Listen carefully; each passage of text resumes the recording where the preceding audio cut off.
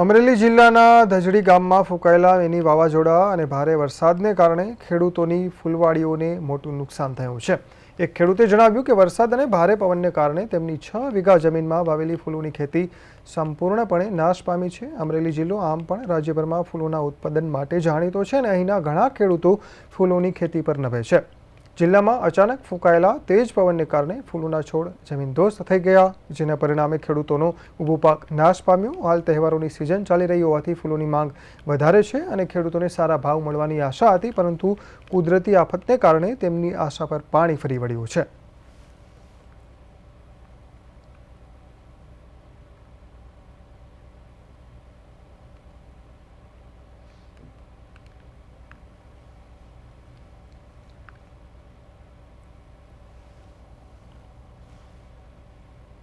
મારું નામ ભરત બારિયાણી, ગામ ધજડી।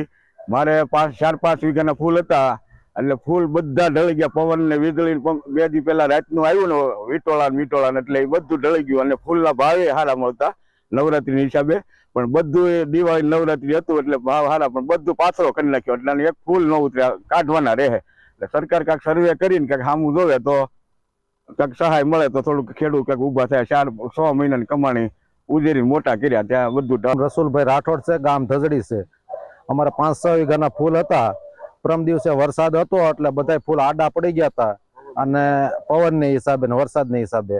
અત્યારે નોરતાની સિઝન હતી અને દિવાળી ઉપર અમારા ફૂલોનો ભાવ સારો આવતો હતો। અત્યારે હાવ 6 વીઘાના ફૂલ આડા પડી ગયા છે। સરકાર કાંઈક સર્વે કરે અને વળતર આપે।